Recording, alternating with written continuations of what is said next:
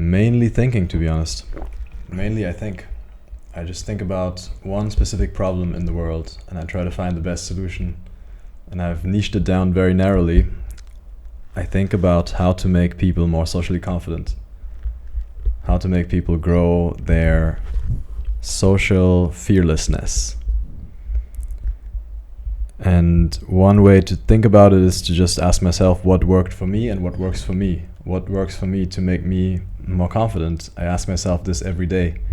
What do I do to be able to go on a podcast like this?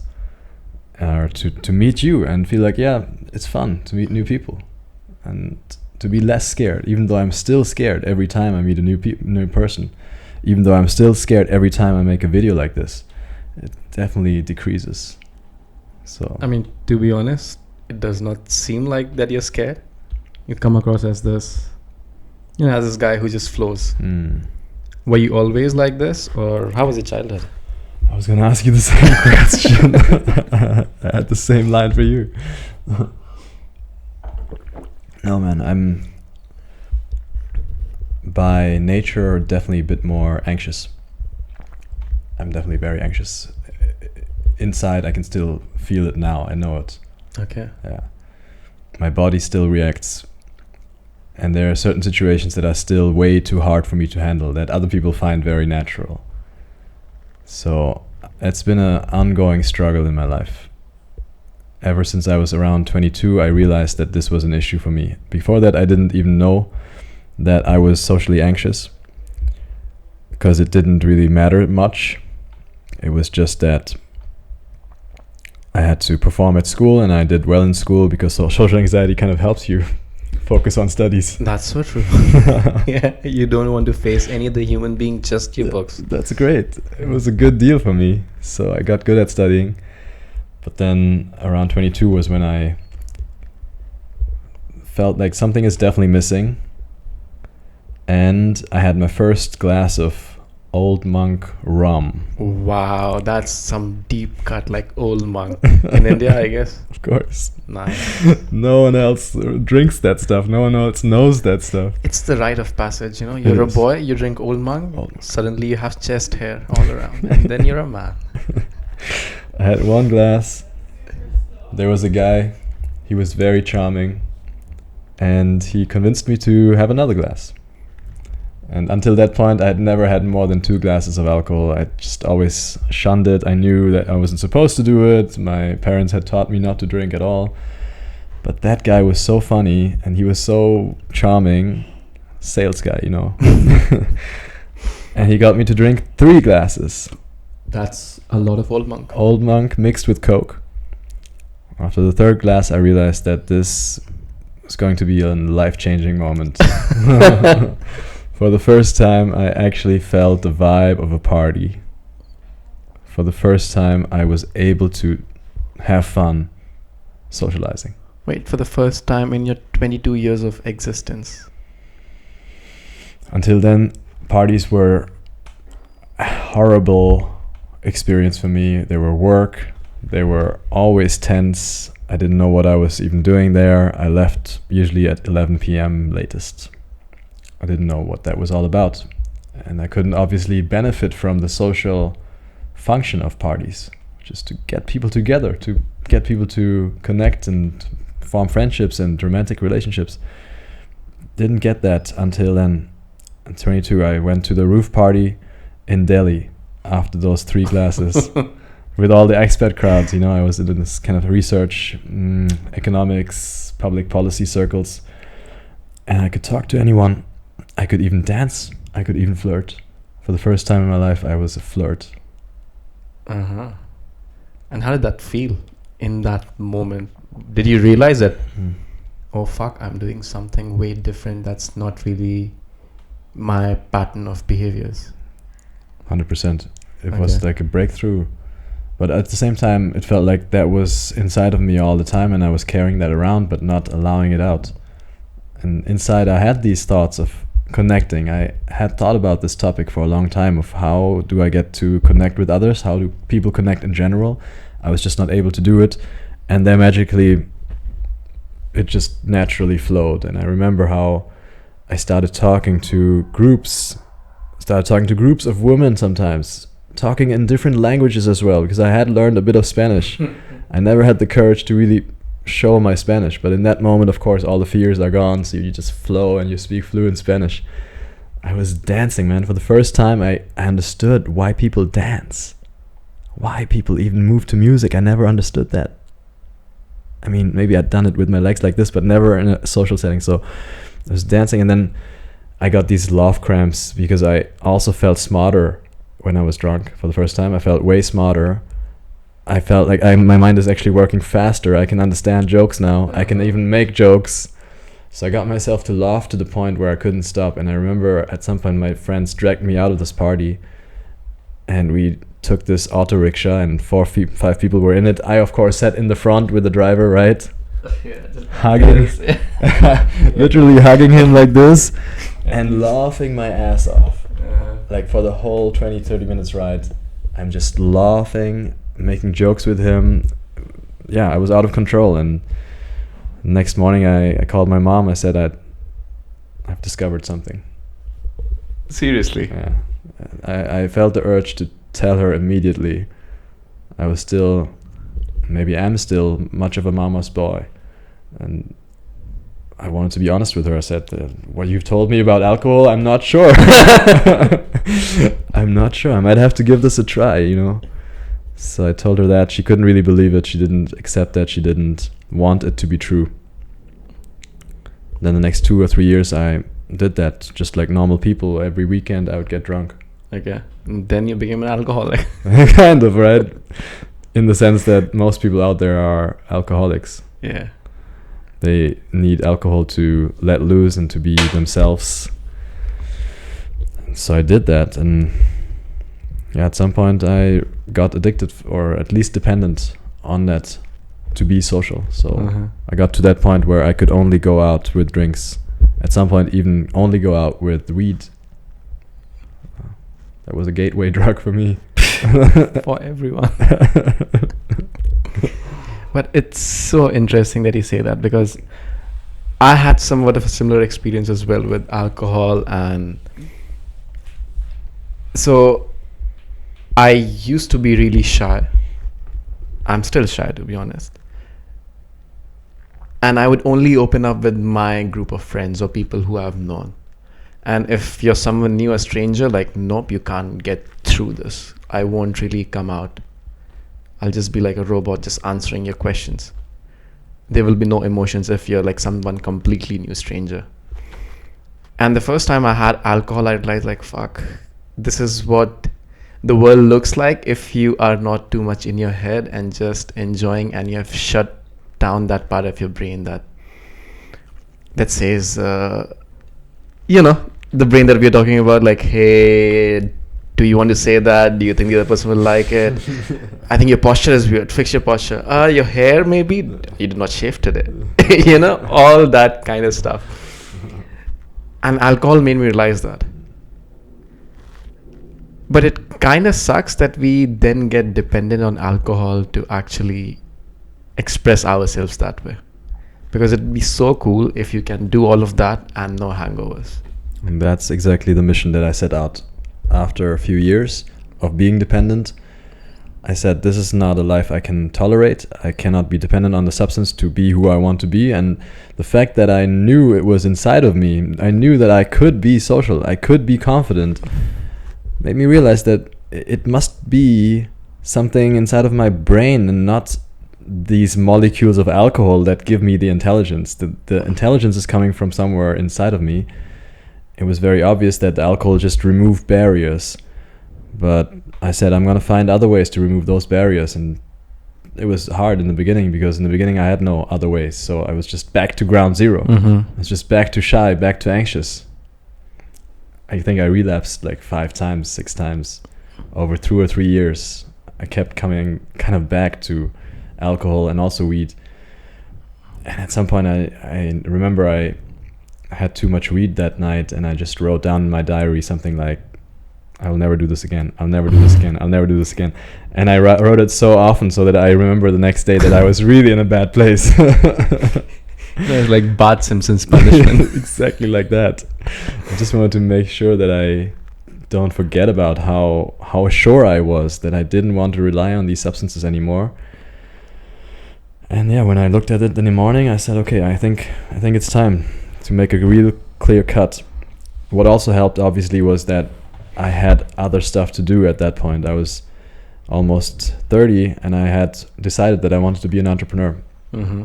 I'd also done some filmmaking, I'd done some marketing, I'd done some software engineering, and all of that didn't really fulfill me. And in the back of my mind, I always had that flame for entrepreneurship, for solving big problems in the world. And at that point I said, I guess it's got to be this. It's got to be entrepreneurship, because everything else didn't really work out for me. I didn't want to go for entrepreneurship first because I knew it was one of the most challenging thing that I had on my bucket list of things to do, that I could potentially do. So I tried everything else first, gave it a proper shot. I spent 3 or 4 years in grad school. Did this marketing career. I made a lot of documentary films, became a software engineer. And after that I said, okay, the only thing left on my list is entrepreneurship. And when I started that, it was fulfilling. It was highly fulfilling. It was highly difficult. It was challenging. It was not good for my health, but it took up all my energy. It challenged me to the point where I said, now I really don't have time to get drunk. Mm-hmm. That was when I stopped. I said, I'll stop, and I'll not begin until, probably never, but at least until I have my business working really well. And until I have my dream fulfilled, I will not waste a single minute. And I knew that alcohol wasn't like the best way to relax for me. It was a cheat code, but it got me to the hangover. It got me to socialize with the wrong people as well. We've all been there. We have all been there. Right. So it was like, okay, it's a waste of time. I can't afford it right now. I just can't afford it. And to be honest, at this point, I don't have respect for people who say they have a big dream and then they go out every weekend and get drunk. Unless they've already achieved that vision and that dream. If they haven't achieved it and they go out every weekend to get drunk, I say you're not really serious. This is one thing you can easily sacrifice, and maybe that's the little bit of energy that's missing for you to get to your dream. I agree, there is some truth to that, but I still don't think that you should be the guy who just never goes out. You know, once in a while, like, it's nice to let loose and relax, because it's nice to break away from your usual pattern of grinding. You know, because there needs to be some kind of balance, but I respect that opinion as well. There needs to be a certain level of intensity if you want to go from where you are to where you dream about. Without that intensity, without that fire, like, come on, why are we doing this? Yeah, you need the fun. You need a little bit of fun, but when you are building your dream life and you're actually making progress, then that is the biggest fun I can imagine. Yes. So for me right now, sitting here is a huge fun. Thanks for setting this up. Thanks for inviting me and being a guest. Like, you're the host and the guest at the same time. So this is fun for me, and you know, I need fun, I need fulfillment, and I need relaxation. And drugs is not particularly relaxing for me. It's highly exciting. Mm-hmm. So that's why I said drugs don't serve a big purpose anymore. If I have fun while I'm doing work, not all the time, but half of the time I have a lot of fun, then all I really need is relaxation, and that is for me going to nature, spending a day hiking, spending a day just by myself writing. Now that's my relaxation. Okay. Yeah. Nice. That's like where I take the gas off the pedal. That's your going out. I like that. That's my going out. Yeah. I guess my career also is going out a lot, because I have to help people get better at going out, and sometimes I still go out with them, even though most of my business is happening online. I still think about it a lot, going out. I think about socializing basically all the time. And so the act of socializing for me, myself, is not highly attractive anymore. It's an oversaturated topic in my life. But How do you inspire people to go out if you don't go out yourself? A very good question. So I do go out, but not the way that most people go out. I don't go to clubs, for example. At this point in my life, I don't go to clubs unless I really want to help one client and I say, okay, let's go to a club together, and then I will still enjoy it. But for me, going out is an act of just switching out the lenses in a way. Right now, we were having a lunch, and that for me is already going out when I go in with the mindset of going out. Because when I go in with the mindset of going out, then I actually open my eyes and look around and see what's going on, and I actually find opportunities to interact with people there. And so we were sitting next to a group of people. They were all looking like they were working in tech, and if I'm going out, then that means I go to lunch like this and I actually talk to that table next to me. I see someone pass by, looks like maybe he could be an interesting client for me. I just go up to him and pitch him my services, right? And when I was single, it meant when I saw a pretty woman that I felt like some compatibility with from the outset, I would just go in and introduce myself. So going out for me is just socializing with the social environment that you find in your everyday life. And that I still find very enriching and rewarding. At the same time, I don't do it that much anymore, obviously, now that I'm focused on my business and I'm focused on online client acquisition. So in the beginning of my business, that's actually how I got clients. Like in the beginning, I literally talked to 300 people in 2 months on the street. Wow. I just went up to people that fit my like customer avatar when I saw them in the train and started the conversation, took their number and pitched them. And that's how I got a few clients when I started off. I also had a meetup group. It was all real world connections, because there you can certainly break through the noise much more easily than online. Then once online started working and I got clients from Instagram, I stopped doing that because it was very energy intensive, and you cannot switch off. If you're like done with work and you go home after a long day, you want to kind of chill a little bit. But that time I was just constantly hunting for new clients, so I would always look out. Even now, man, I was on a date the other day with my girlfriend and I saw a group of dudes that I thought could use my service. So I just told my girlfriend, sorry, I need to talk to these guys for a moment. She was very annoyed. Fine, you're paying for the date, so yeah, go ahead. Exactly. And why did you decide that you want to do it? Like, why do you want to help others? Like, what's the motivation behind that? Okay, one way to tackle that question is, kind of historically, I had a long list of things that I thought I might be able to do in this life. Mm-hmm. And one of them was building a tech product, software, right? One of them was becoming a marketing strategist. For a while, I was working in a marketing company, building strategies for brands. A big one was also becoming an economist. But then fourth or fifth position was entrepreneur. And mixed in was also filmmaker and furniture designer. I want to know about the furniture designer account. Also architect. That was like number 7 or so. In my next life, if I have the luck to be a human again, endowed with a brain, I'd probably become an architect. So you've always been that creative person. Kind of, right? That was also a reaction to my upbringing, which was more streamlined. And when I had these breakthrough moments and I saw the world with my own eyes for the first time in my 20s, I said, wow, I am a creative person. I have a lot that's going on in my mind. And it kind of exploded on me because it was so suppressed for most of my youth that it came at a like a splurge. And then I said, okay, I have to express this. And then I started making films. Started making documentary films about the topics that I was just confused about or interested in or struggling with. I actually made a documentary about homeless people in Germany. Oh, did you? You told me that you wanted to make a film like that as well. I made a film, that was one of my first film, about a homeless man in Germany, in Berlin.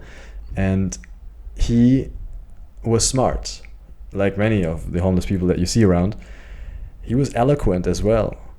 Nice. And he was giving the speech in the train, selling his Mott's newspaper, but like a professional salesman. Those guys are good. Sometimes they're really good. And they've done like 10,000 hours of that thing. So they're really good. Every day he's there selling his newspaper, and I was sold from the minute he started. The first sentence, I was like, okay, this guy is different. I want to give him a little bit of money at least and find out more. And so I waved him over. I said, let me give you some money, but actually you should be selling something else. You could be selling anything in the world. Why are you selling the stupid newspaper that no one really wants? He said, no, I want to be free. I want to play along with the system. That's so baller. Like, I was impressed as well. I was impressed. So I talked to him. I took him out of the train. We sat together for a few stops. And then it turned out he had some kind of ideological system. I mean, if he's smart and he's eloquent, but he's homeless, there is something. Yeah, he had a philosophy, right? Yeah. So I said, I want to find out what is driving this man. What is his philosophy? So I made this film discovering that, trying to tease that out from him. And in the end, it turned out that he was actually also addicted to heroin. So his whole philosophy kind of collapsed on that when he didn't show up to our appointments because he said he couldn't get the last shot and he has to find a needle now. And then basically the film abruptly turns into this absolute hellish horror movie where instead of like having conversation or building something, because he wanted to build a boat, that was his main goal, and I said, okay, I'm gonna help you make the movie about building a boat. So we had collected some materials, we asked around where can we find the stuff, but instead of building the boat, the movie just became about finding the next needle. Wow. And getting that needed shot. And is it on YouTube? No, this one is not on YouTube because it's very dark. I mean, I can imagine that.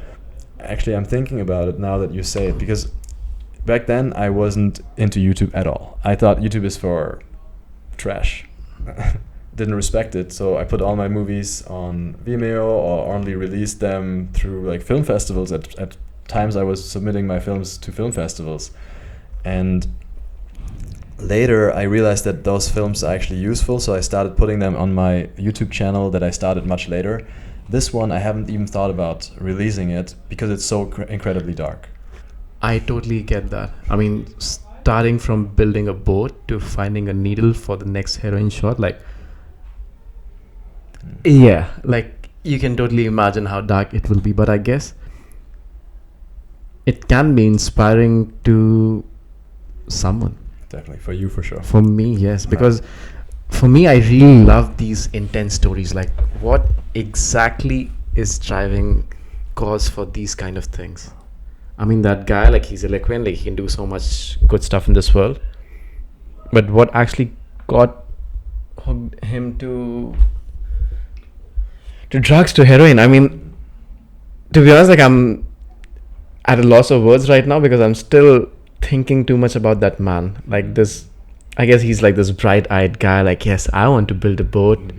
And then next day you see him like, oh, fuck, I need my heroin shot right now, or else.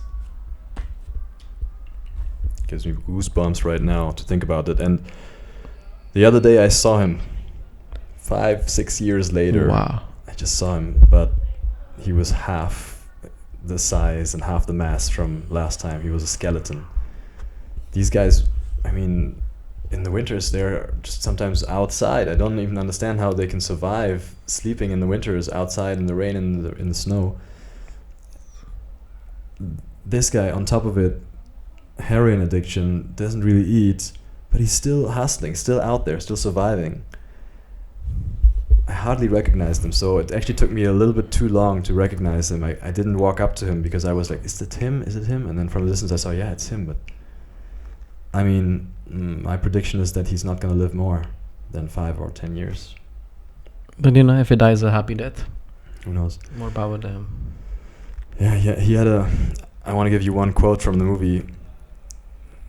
In the movie, I actually accompanied him while he was going for the next shot, and That's props to you, first of all. Like, it takes balls to actually go in that, like, that dirty world it's a dirty ass world. and still be there and not be reactive and still have your calmness and shoot like all of the things that's going on. Like, it's not easy, like, doing that. Especially, man, when he took me into one of these public toilets, Alexanderplatz, with 2 other heroin addicts. Wow. And I'm just like, okay, should I really go in there? The door's gonna be locked for 10 minutes. I'm gonna be with 3 heroin addicts shooting up. Whew. I was a bit careless and just crazy at that time. It's hilarious. So I went in. Yeah. Your whole life flashes by, and what decision did I take for me to be here? But actually, I do enjoy being in those underground spaces. And just the other day, I was in another public toilet in a small ass town, Wolfenbüttel, in the middle of Germany, and I looked at the stuff that people wrote there, and it was very fascinating, inspiring. It's a form of poetry, right? The things that people write in those toilets. 110%. I love reading all of that, and as you said, like, there is still some charm, some attractive energy about these really dark places. Not everyone can see the beauty in that, but it tells you an intense story. That's what it is. Absolutely, that's what it tells you. So the first quote that jumped out in that toilet was written right on the mirror, and I think it should be a book title. I'm not sure if I'm gonna write that book, but it's a really good book title. It was Money or Suicide.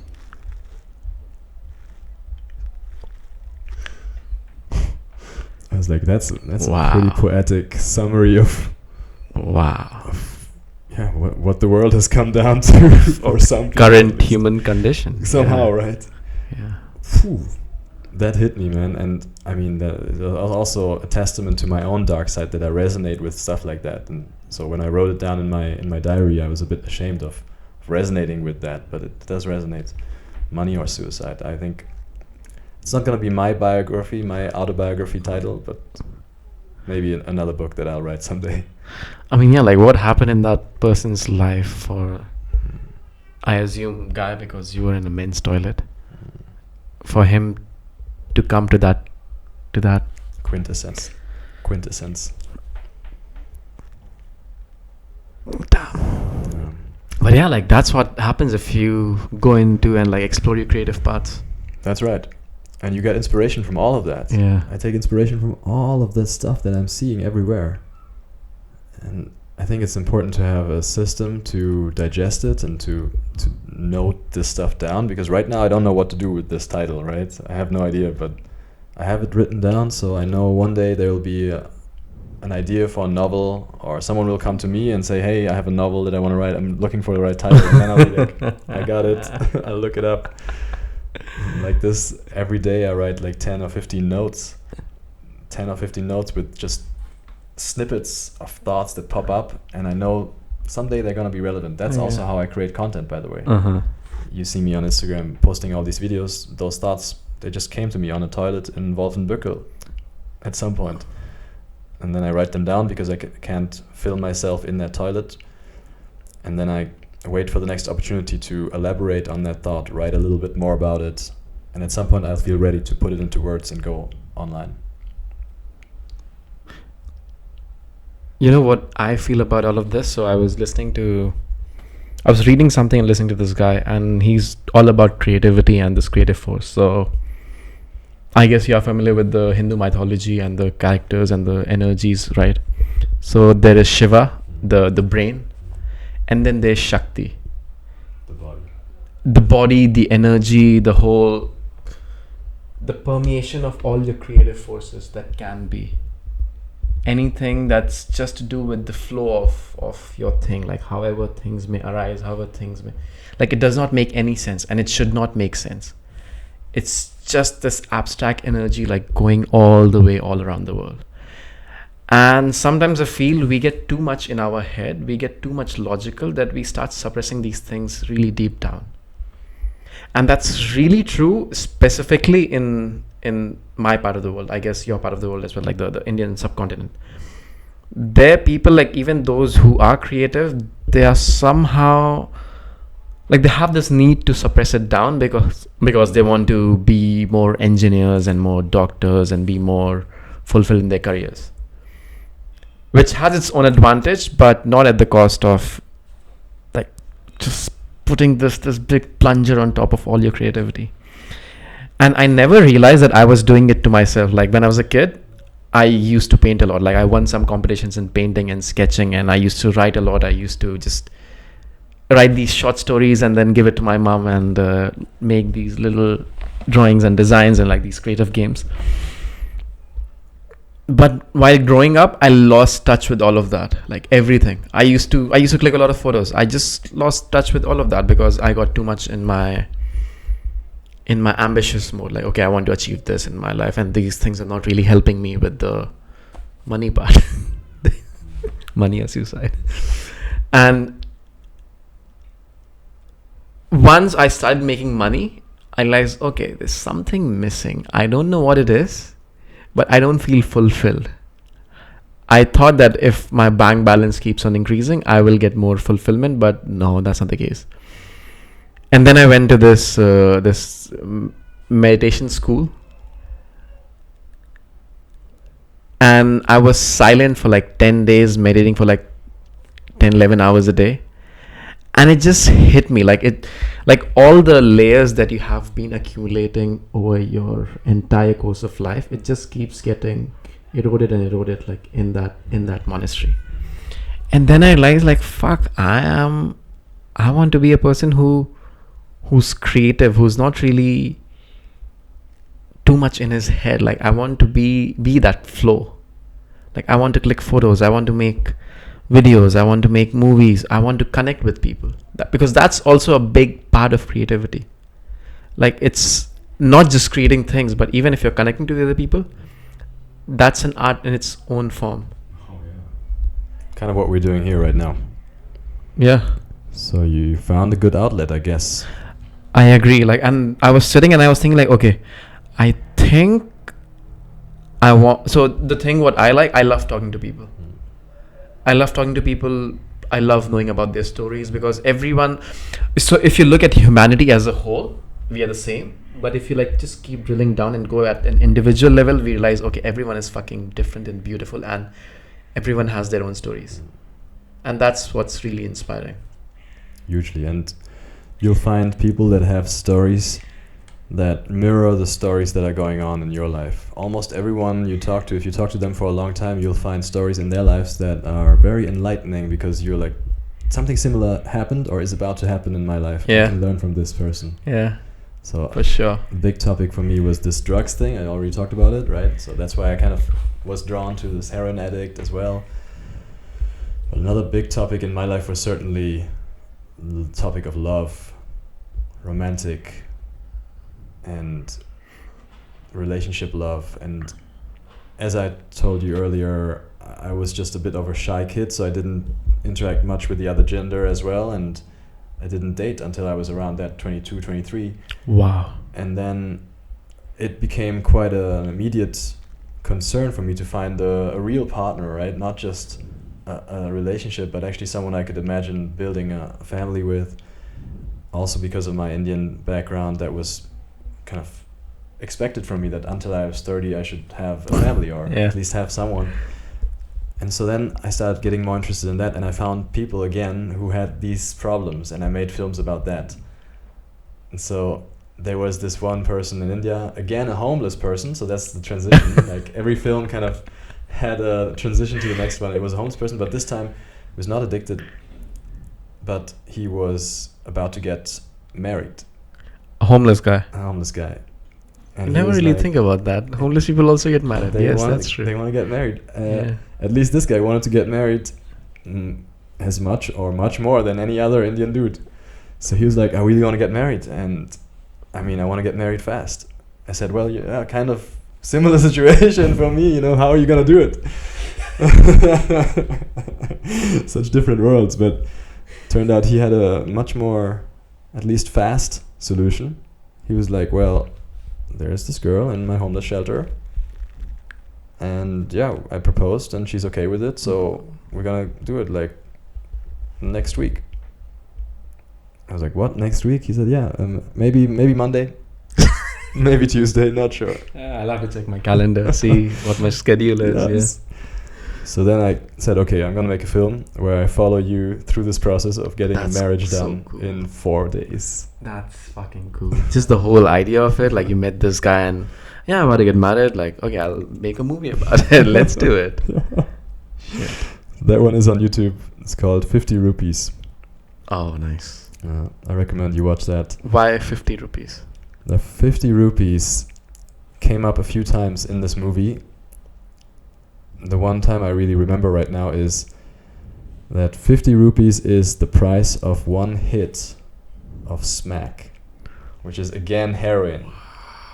Because even in India, homeless people generally, especially the very rough cases, are addicted to heroin. And that's like 45 cents. And wow. In this whole environment of the homeless shelter, there were lots of people who were addicted to that and other drugs, and the little kids would just smell the glue, right, in these little pouches. But the big guys, they would be addicted to crack, smack, that's what they call it, mixture of lots of different drugs, but cocaine is in there, I guess. Some amphetamines, I'm not sure. Yeah, smack it's a well-known thing back in India. Yeah. And so I saw those aluminium foils lying around all the time and just interviewed, like you say, you know, you enjoy talking. I also just enjoy talking to people like that. And I said, hey, what's this? And he said, well, it's smack. And I just started talking about it. And he said that he basically needs a new hit every 2 hours. When he feels the hit kind of receding, he needs the next one. And so one hit is 50 rupees. And then later on, I also talked to one of the kind of caretakers and one of the people in the environment of this shelter. And he said, people don't like to live in that shelter. No shit. Because there's this homeless shelter in the middle of Delhi. I was wondering, that's kind of the big question in the movie that goes through. Why do people not live in that shelter instead of living out on the open streets? You could just live in that shelter, have a little bit of a roof at least. You're still homeless, but at least you get a little bit of protection. That turns out that people are scared of that shelter because the shelter is kind of run by goons. And like in these circles, there's lots of power struggles, and if you go to that shelter, you have to submit and you have to play by their rules, and maybe you have to pay them, and it's all kinds of intransparent stuff going on. But one thing is also that you can easily get murdered inside of those shelters. Wow. Apparently. That's what the other people told me. And they said in those shelters, someone could murder you for 50 rupees. Damn, that's fucking intense. The value of your life in that shelter is 50 rupees. Someone needs 50 rupees for that next hit, they might just kill. Wow.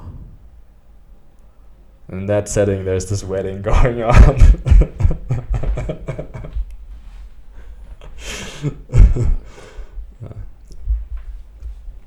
Anyway, so that's kind of how I slid into filmmaking, and then I started making films more about this topic of love, and I made another film about a few guys in Mumbai who were young kids and who wanted to break out of arranged marriage. I think I've seen that one. That was one that also broke through on YouTube. Yeah. And that's when I realized, okay, this is a huge problem. A lot of Indian men don't want to get an arranged marriage necessarily, but have no idea how to find a partner on their own.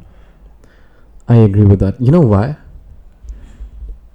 Because it's not in the culture. Like in Spanish culture, Italian culture, you see people just hitting on women left, right, and center. In Indian culture, we are taught to be more subdued, more of a nice guy. Like, hey, don't do anything that might remotely affect someone else in a bad way, or someone might not like the actions that you're taking. And that really limits you, because you start thinking too much about what your reaction will be towards, like, for your actions from the other person's perspective, but you don't really do anything ballsy or anything bold that might actually lead to love, lead to a relationship, lead to a date. Why do you think that is in Indian society? Because that should be a feature of all societies, that people take into consideration the rules and follow the rules, otherwise societies would fall apart. Also, Indian society does have Bollywood, which is all about love and often about very bold moves in love. Yeah, I'm not the biggest fan of the way love is portrayed in Bollywood, but yes, I get your point. It's really interesting. I don't know, to be honest. It's really interesting. Like, why is it? One explanation could be it's just because it's not economically so well developed, so you have to play more as a team. But then you have places like South America and Colombia and those places as well. Exactly. And they do amazing with absolutely true. So interpersonal relationships. Exactly. Another interpretation is it's because of the Victorian influence, English culture from that era. Maybe that. Plus the whole idea of being colonized and being run by different overlords. I think I know what it is. I think it's because you want to, like, your life is too much ruled by your parents' perspective and shit like that. They are really controlling. And they want to control each and every little aspect of your life. Right from where you go to school, the friends, what clothes you wear, what food you eat, what words you speak, everything. Even sometimes what jobs you do and where do you stay. And that mindset just creeps into the relationship part as well, the marriage part as well. Because I remember, like, back in India when I had a girlfriend, like, she did not want her parents to know that she had a boyfriend. Because she was just too... Like, there's no concept of dating, right? And the sad thing is, there's no concept of dating, but you're supposed to get married and spend your life with a woman or with a man for the rest of your life, and you don't really know how to be with a man or a woman. That said, this was the standard solution almost throughout history, even in Europe, until around 200, 300, maybe 600-700 years ago. Arranged marriage, kinship relations, tribes kind of arranging the marriages for political reasons. The whole idea that you have to love the partner that you found a family with is pretty modern. And turns out it was introduced by some knights in France. I heard the story. It's a crazy story, but before we get into that, arranged marriage makes a lot of sense in many ways, I feel. And the parents intervening and doing all this stuff for their kids is usually coming from that place where they really want to help and protect the children from all the damage and all the risks. 100%, right? Yes. And sometimes they overdo it. But in many ways they also have wisdom that young kids in their 20s just don't have. Fair enough. So I think culturally this institution has survived because in many ways it makes sense. It works, yeah. And it leads to people forming families earlier and having children earlier and thereby having more children. So evolutionarily it might be the superior strategy. I mean, arranged marriage, no. It's just that, like, I have like a... Like, I don't really prefer arranged marriages. Like, you know, I would like for a man and women to, like, live together, know each other, travel together, and see if they like it or not. But I do agree in India, marriages is not just between a man and a woman, it's between families. So that is a superior strategy, of course, I believe, because then the whole family comes together and what's mine is yours in like a really respectful way. So there's like multiplication of those values, those powers, those ambitions, and they have like a positive effect on the next generation. But what do you say about this argument that when you let people decide on their own and live with each other and date and get to know, they basically end up not marrying for most of their 20s, and then they marry when they're just about to like and exit the fertile window for women oftentimes, and don't have enough children in the sense that the population doesn't sustain itself. I agree. I mean, yeah, like it comes with its own problem. Like there's no silver bullet. But I guess, you live long. You live for like 100 years now, I guess, not 60 as it used to be. So the time that you spend with a person will also increase a lot. And it doesn't matter that you have to spend the rest of your life with a single person. Like you change, the person changes, and it's only the few lucky ones who both change in the same ways. Like we're all evolving. Like 10 years down the line, I might hate this version of myself. It doesn't matter. Like just learn to accept, like, you are going through changes, you will change, and it's totally fine. And just learn to let go. It's really tough for me personally to bring that mindset to relationships, because I'm deeply programmed with this belief that a relationship, the family relationship, should be lifelong. Yes, I agree. Okay, if you have kids, be careful with whom you're having kids, because then you have kids in picture, and then that's the true test of marriage. Like if you're getting married and you have signed some papers, put on rings on each other, and you're living with each other, it's like, yeah, who cares? But once you have another kid in your life, a new soul in your life, then it's like, okay, that's right, this shit is serious now. And then it's gonna be like a 20-year project. You better stick it through. In my eyes, there's no tolerance for like saying, oh, I changed during those 20 years. I agree. I agree with that. I'm gonna make it work. And then the cool thing is kind of that after 20 years, and if you have multiple kids, maybe 30 years, you can kind of lean back and say, okay, now I can change a little here and there, but I don't really need a new partner now. Yeah. Right? Biologically, there will not be that much of a drive, I hope, to kind of spread my genes even further. Yeah, at that point, you're more at peace with yourself. Yeah. That's my plan. But you have a point that people get much older. So even after having children now, you can actually be a very active, healthy, outgoing man and feel like, damn, I still want more in life. I mean, there's so many temptations out there. And there's so many temptations. That's the reason that I want to move away from the city rather soon. No, but here's the thing. You can say that. You can do that because you have gone through the cycle. And you're at the end of the tunnel. You're coming out from the other end. But then there are some people who don't really explore their temptations and they just like bury it down. And that's not healthy. I was going to say that's a huge advantage. Because they might get an arranged marriage. And then 20 years, 30 years down the line, they don't really have a choice. They don't have any swag. They can't really meet new people. Yeah. So they're going to be like, okay, I might as well devote my life to spiritual pursuits. Maybe that's how it's supposed to be. No, but somehow like you're being forced to go into spiritual pursuit. You're not going it because you want to do it. You're going it because, I don't have any other options. Yeah. Might as well do it. I'm glad that I went the path that I went. But I also sometimes envy people who have the life path a little bit more narrowly constrained. Okay.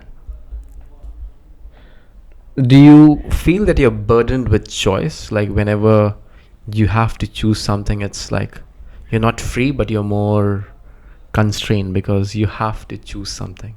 It's like a weird paradox. Yeah, I don't know.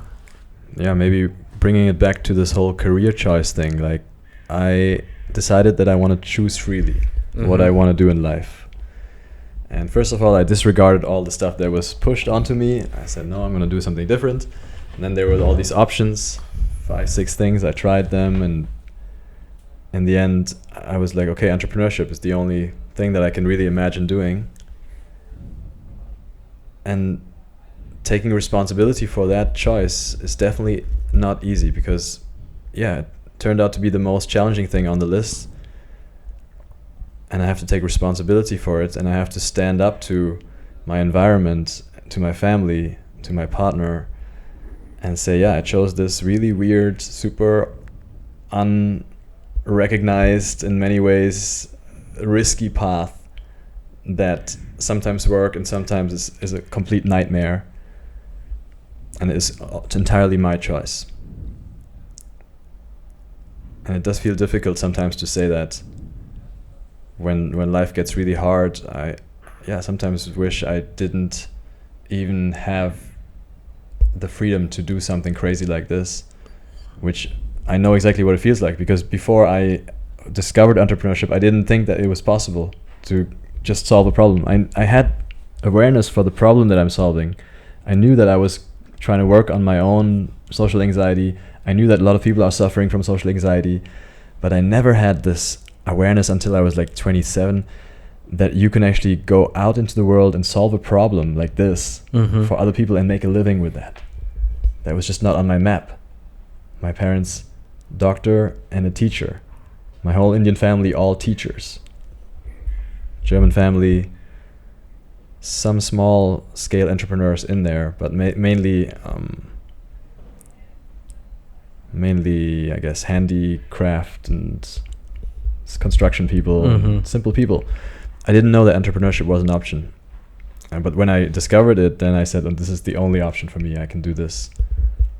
And so, just to get back and close the circle here a little bit, after doing all these films, I discovered how many people were struggling with certain problems, and I understood them. It was kind of a market research in a way. Those films were really me trying to understand what are the biggest problems in the world. And until that time, I thought poverty was the biggest problem in the world. That's why I studied economics. That's why I thought I'm becoming an economist and maybe work in an international aid organization. But when I went out, I said, yeah, poverty is a pretty big problem, but it's not even necessarily the biggest problem. I now think that social anxiety is maybe a bigger problem. I agree. Even poor people have social anxiety. Exactly. And poor people sometimes have less than developed and wealthy people, right? Yeah. But kind of everyone has a certain degree of social anxiety. I just think so many more dreams could be fulfilled if people didn't have anxiety, if people were more confident. And social anxiety is not just about talking to strangers, it's also about believing in your dreams. Yeah. So just the way that I now come to believe in my dreams and say, what I'm building makes sense, and I'm going to build it, and I'm going to do my best, and I'm going to use this huge challenge to motivate me every day and do it. That way I think many more people have dreams, but they never have the confidence to start. The world would be a better place. We would have many more solutions to big problems if people who had that potential actually went for it. 110%. Because I used to be an anxious person, and I did not even know that I was an anxious person. Only when I came here and I didn't have any friends, any family, like everything was from scratch. All the time, the noise that I had in my head, the voice of my parents, my friends and everything, it was shut down for a while. And then I realized, oh fuck, I have anxiety. And now what do? How do I solve it? And then this anxiety would come up in like weird ways. Like if I'm talking to someone, I'll just get too nervous. And if I'm going into a party, I'll be like, I don't know. I don't want to go into the party. I don't know. Even when I'm like stepping out of my house, like, I don't know, like just like anxiety all over. And it's not a fun way to live. It's not a fun way to live because first of all, it's fucking tiring. Like it just tires you out. Like, why? Second of all, it limits your actions. Third of all, the most important thing, it limits your creativity. Like you can't express. Like what I feel that in ourselves, like there's this whole this body, like there is this core essence of you, and that's the core expressive part. And throughout your life, because of the conditioning from your parents, friends, families, the books you read, the movies you watch, the experiences you have, you keep on building these walls. And these walls, they hinder you in a way that you don't express what you feel. Like my mouth, what it's saying, because of all the anxiety I have, does not really connect with the core philosophy, the core ideas that I have. And once you like strip all those walls away, life is so fucking beautiful. Because first of all, you don't judge yourself. And when you don't judge yourself, you don't judge others. And when people see that, okay, you are this super cool, non-judgmental person, they open up to you. How did you manage to break those barriers? That's a good question. It's mostly been... So first of all, like I had to do a lot of work on myself. Like meditation being one of them, journaling being one of them, like being really honest with myself, like actually breaking down and figuring out, okay, like these are the problems I have, and being honest with the problems that I have. Because it's fine, these are problems, I can solve them, they will change. So that was the step one. And second step was, I would say women are the best teachers of your life. And when you look in a woman's eyes, you can see all your anxiety, all your just your limiting beliefs from that lens. It's like a mirror of your anxiety in that moment. Wow. And women are a mirror of anxiety. and the thing is, they're not even feeling that, or they're not even saying that. It's all in your head.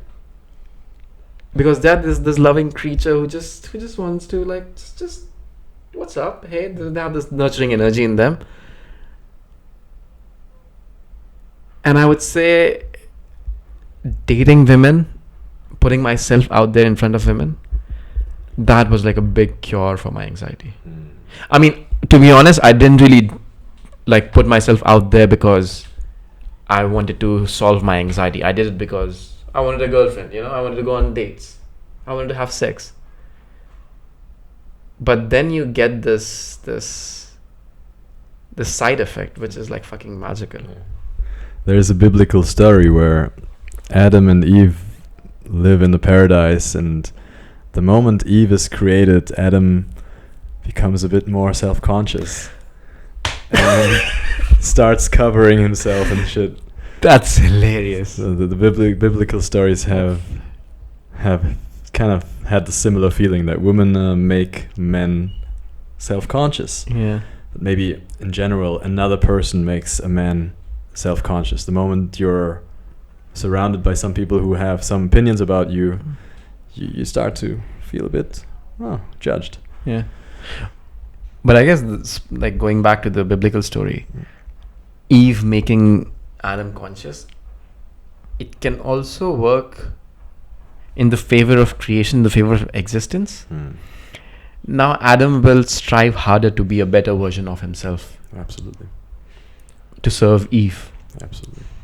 And so in that way, much of what men do is obviously motivated by the desire to be liked by women. Yeah. And much of what humans do in general is motivated by the desire to be liked by others. So I agree, the self-consciousness, and especially that which comes from the other gender, can be channelized into very productive energy. And for me, it was also a big trigger for my personal development, because I wanted the approval. So I said, what do I have to do to get that approval? And then when you start going down that rabbit hole, you'll notice pretty quickly that you can't run behind people's approval. To get people's approval, you basically have to become independent of people's approval. Yeah. And then you learn how to do that, and you start finding a lot of literature and a lot of wisdom and all these stories from the culture, and start implementing them in your life. Yeah, it's beautiful how modern society has managed to usually find a way to transmute this desire and the selfishness into pro-social behavior. When you want a lot for yourself in the free market economy, you will realize very quickly that to get what you want, you basically have to get other people what they want. And that's the way. That's the way to become a wealthy, influential, impactful man. And so as long as the rules are sound and there's a good legal structure, then basically people just start helping each other all the time. I think it's sometimes underestimated and underrated how permeant and how important that aspect is, that we are all constantly trying to help each other, right? Me being on this chair is a form of me helping you, but also helping myself, and you helping me, and thereby you help yourself, and that's how the world works in a way. I mean, business in a way is social service. 100%. Like, except if you do really shady business, I feel like every business creates more value than it takes. We give more than the person values it, and he has to pay less, right? So you go to the restaurant and we get a meal for like €7, and we value that at 8 or 9 or 10 euros. You would pay a little bit more. Yeah, agreed. And so the restaurant basically gave us €2 of value. Yes. Yeah, like it's so funny. Like I'm reading this book. It's by this author. I forget the name, but it's about market economics of people and men and women. Okay, like don't tell me it's the value of others. Who's the author of the book? Orion Taraban. Yes. Yes. Yeah. Are you kidding me? Yeah. I was just reading that. Yeah, and in that, like, he has this example of a coffee shop. Like, if you go to a cafe and you get a coffee for €3, but if you had to put in all the effort, it would cost you €5. So it's like, the cafes are the suckers here. Like, oh, you got like this fucking coffee for €3, which should be €5. But then, since it's the cafe's job, like this entire business is to make a lot of coffees, and they can do it for like €1. So I get the collaboration point here as well. Like, there needs to be an exchange of value for something to conspire. And that value has to be, like, it needs to be perceived a bit higher than what it is.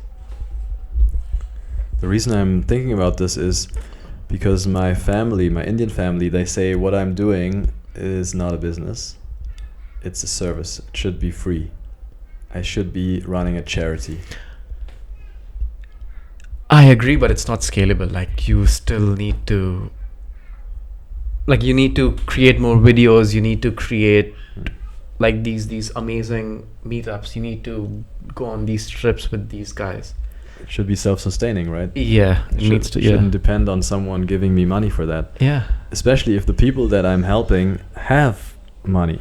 So I think as long as you're helping people who have money, you should charge for that. Yes. Right? And you should not charge too much, and you should probably not help them with every single goal they have, because some goals are unethical. Even legal goals, I would not necessarily participate in a lot of the internet economy. I would not participate ever in pornography or OnlyFans businesses.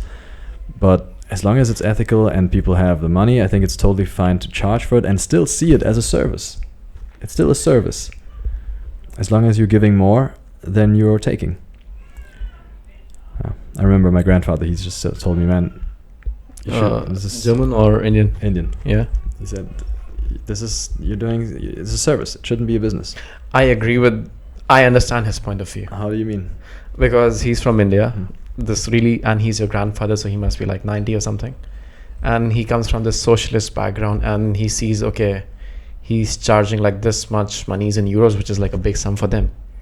He's like, what? No, this is yeah. It's just like their relationship with money. Also with work, because their definition of work is a bit more constrained, and they know certain jobs, and this what I'm doing doesn't fit in, right? In fact, in a way it does, because in some sense I'm a teacher too. Yeah. My whole family on the Indian side is actually teachers. and I always thought it's so weird, and they told me how amazing it is to be a teacher. Yeah. My uncle told me once, teachers are the builders of the nation. I laughed at that, but then I ended up becoming a teacher.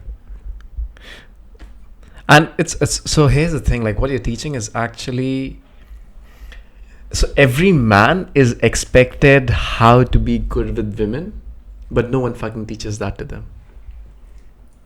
So it's like there's this expectation where it becomes unreal. Like, God, no one really taught me. I mean, if you're lucky, you might have like that one charming uncle or that one charming friend, and you just absorb these behavior patterns from them. But if you're not lucky, then what? It's the same with communication skills in general. It's usually not taught explicitly. It's usually only taught by example. Because it's also such a complex thing. It's almost too complex to really put it into textbook. And so you learn it by imitating your environment.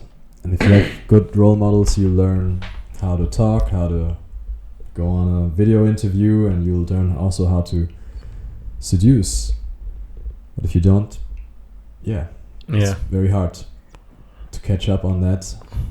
It's not formalized knowledge, it's super highly contextual knowledge. It's different from culture to culture, place to place, time to time.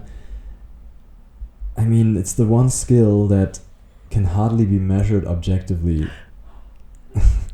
Like, I cannot say, I have better communication skills than you, or Trump has better communication skills than me. Everyone uses the communication skills to reach very different goals, and it's only relative to the goal that communication skills can be evaluated.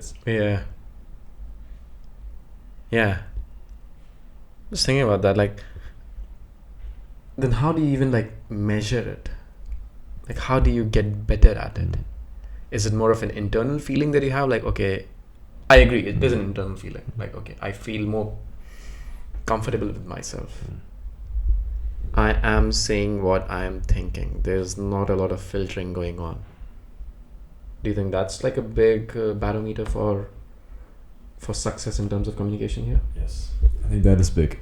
That is a bit hard to measure because you only know it inside. So once we have brain scan and all this neural link technology, we'll be able to measure that as well. How much are you filtering yourself? But one other way is to look at the results, because once you have a goal, you can evaluate whether your communication skills are getting you towards that goal. For example, let's say one of my clients wants to go on a date. Well, you can measure if you got the date or not. Many of my clients want to eventually find a partner and settle down and marry. You can measure how many of my clients actually get into relationships. So I think that's the most reliable way to measure progress, to find some external outcome that you want to achieve and see whether you're actually getting closer to that. For me, it was about building a business. That's my communication skills right now. I devote all my communication skills to building this company that can help people reach certain goals. So in a way, my communication skills are measured by the success of my company. Okay. And how does it feel for you to be like a teacher who helps men get on dates? Because there's clearly like a big social stigma attached to that. Especially with people from that part of the world, like India, Bangladesh, Pakistan. Huge. Like, how do you deal with that? Yeah. And it's not really well represented in the media as well. Like, people think that these are like this bunch of evil assholes who just want to take advantage of people around them. So how do you... That's a huge topic for me. The first thing I want to say is that I frame it differently. I don't say I help men get on dates. That's not how I present myself. This is part of what I do. But on a lower level, what I'm doing is men to become very comfortable with themselves to the point where they love themselves and they love their lives. Nice. And then getting dates is quite a natural consequence of that, and it will take a few more tweaks, but most people struggle with dating because they don't really find their lives amazing. Yeah. So that's where sad. I start, right? And once they have that self-love, once they have a story that they can tell themselves, that they feel like, wow, this is exciting, it's amazing to be me right now. And then they can do all sorts of things with that. They can go on dates, they can really move their lives in general in that direction, build the business of their dreams, or start that YouTube channel, right? Start drawing again, start connecting more at work, going on higher responsibility levels. So that's one thing. The other thing is that it's very obvious to Indians especially that finding the right partner is a huge problem. This is even more clear to Indian people than to Europeans and Western people in general, because in the West that problem is kind of pushed a little bit to the side, and people are supposed to figure it out, and they usually naturally figure it out somehow, and when it doesn't work out, it's also not a big deal, you just marry again. In India there's a big awareness for this being a super important problem to solve in your youth. And so when I tell people that basically I solve this big problem that you all have, they're definitely at least curious. And then the next realization is that arranged marriages will probably not be the most popular way to solve that problem in the future, even in India. And everyone in India knows this too. Everyone knows that path of finding partner is declining. Yeah. The more India modernizes and becomes rich in the sense that industrial nations have become rich, and also individualistic, of course. Exactly. Arranged marriage will go down, and then Indians will have to find a new solution for partner search, and they're kind of copying the Western solution right now in the big cities. And there I come in and I say, actually, I really don't necessarily like the dating culture of the West either. I don't really like a lot of aspects of the Western dating culture, and I think it's time to create a new dating culture, to create a new system for partner search that might have some elements of arranged marriage, might have some elements from West, might have some completely new elements. And that's really what I'm doing. I'm innovating a new method for partner search that ideally has the best of all worlds. And what are the aspects of the Western dating system that you dislike? For example, what we just talked about earlier, where commitment and family is postponed, and thereby marriages happen way later and are fragile. Yeah. And what are some of the things from the Indian dating? I mean, there is no Indian dating system, to be honest. Oxymoron. Yeah. But yeah, that's actually a strong messaging, because then they know that they're not coming to you just for fun. There's actually like a bigger purpose than that. And I will also push a lot of people away with that messaging, because there are people who just want to figure out Western dating, and they just want to have the kind of dating life that you could have on Tinder if you were successful on Tinder. And I say, no, not really my cup of tea. I'm not going to help you do that. That's not what I'm here for. It's important to have experience. It's important to know what kind of people really fit you, and you need to probably date a few people before you really know that. But for me personally, it was always clear that eventually I wanted to find the right partner for family. That's the journey that I went on myself, and that's the journey that I want to help other people go on. And I have this advantage that I am right in the middle between those two cultures. So I saw both. I saw the shadows and the lights of both of these cultures. And I'm a hybrid. That's what makes me uniquely suited for this role, I guess. You're like Blade. Blade of theater. Oh, by the way, your phone gonged off. Yeah, no worries. How long have we talked so far? I don't know, like 1 hour 20 minutes. That's good. That's good. Wait, I'll just take a break. Throw this water. Yes. It's nice. I like it. It's like pretty flowy, huh? Yeah, exactly. That's the kind of thing I prefer. That's why I don't like to prepare for questions. Yeah. And just have like some general idea of the destination where I want to go. Just figure out a way there. Thanks. So, what else can we throw in to close it out? What do you want to talk about?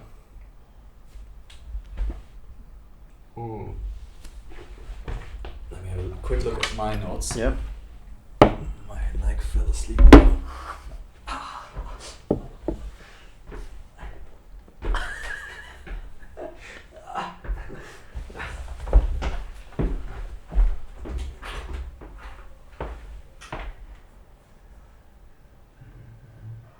Okay, yeah.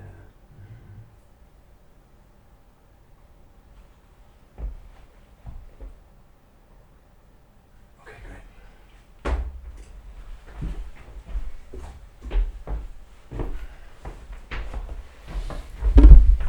Just one question.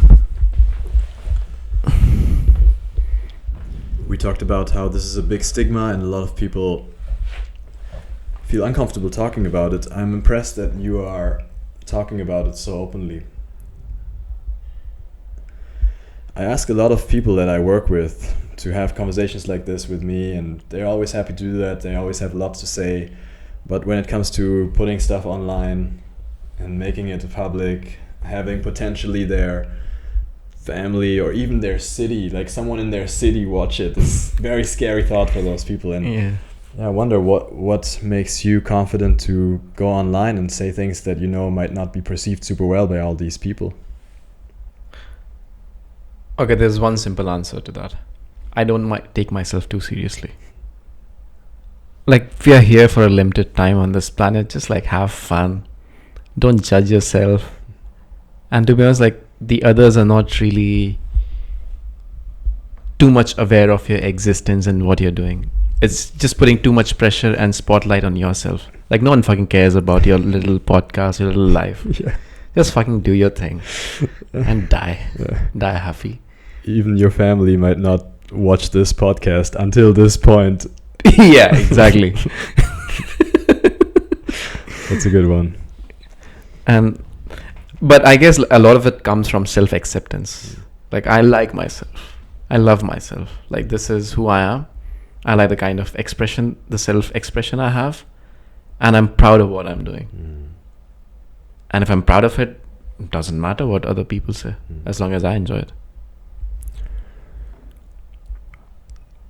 There's a lot of fear, I guess, in those people from the repercussions. And they say, no, it does matter, because if my relatives find out that I'm here, that I'm, for example, dating and not just waiting for arranged marriage, it will reduce my chances. It will make them upset. It'll make them exclude me. I guess what helps is when you just say, okay, that's not for me anyways. Those things that you can potentially be excluded from, I don't want them anyways. But if you're not sure, let's say you're an Indian immigrant expat living in Germany, and you're like, yeah, I'd prefer meeting someone here, but actually if that doesn't work, I will have to go back and get an arranged marriage. Okay. Then you're in a tricky situation because you can't admit that you're dating. That's why a lot of people don't want to even let their parents know if they're dating, because they're afraid that then it will ruin their reputation. Okay, I never really thought about it so much, like in this deep. Like, I just did it because I enjoy it. But I guess if you like think about all the problems that your actions will create, you will run out of fucking paper and notebook in this world. If you exclusively want to look problems, you will find all the problems in this world. And if you really want to find inspiration and what are the positive things of it, you will find those as well. And at the end of the day, like, any action that we do, it comes from one of these two places: love or fear. I wake up every day, I go to office, I do my 8 hours, I do what my boss tells me. That's coming out of place of fear, because I have to do it. If I don't do it, I will not get my money, I will not get my bread, I will die of hunger. And this thing that I'm doing, I want to do it. This is coming from a place of love.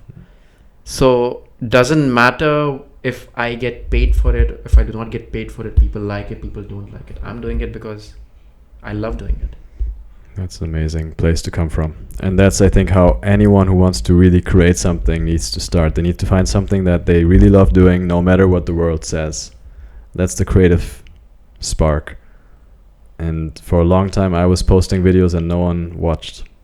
And then like 1 year in, 120 videos in, suddenly people started watching. But then I didn't want to succumb to the temptation and say, now people are watching, now I have to do what they want me to do. Yeah. Right? I still do say what I want to say, and most of the videos don't get watched. Yeah. But once in a while it blows up and I hit the nerve. But I'm just going to say what is in my mind and continue doing that and perfect the art of connecting that mind to that essence, to that mouth. Yeah. And there's a beautiful quote, maybe we can slowly wrap up with that, which is from Thelonious Monk, a jazz musician. And he said, the genius is the person who is most himself. I think That's for sure. what we're practicing here, just expressing, letting it flow out, is practicing being ourselves. And even now, I can tell you ways where I wasn't super myself in this interview. But the more you do it, the more you can just be yourself and be on camera and be like, yeah, I don't care what people out there think. No, but the good thing is you actually realize it while you're doing it. And there will come a point when you will not do it. Like, it's all a lifelong process anyway, right? Absolutely. That's never ending journey to become more yourself, to care less about the judgment of others. Yeah. This could be the title of this podcast, The Judgment of Others. And on this note... Fuck. Wow. Perfect. We have the audience. I hope it's saved also till that point, yeah? Okay. Wow. We ran out of all batteries here. Wow. That was fun. It was really nice. Good job.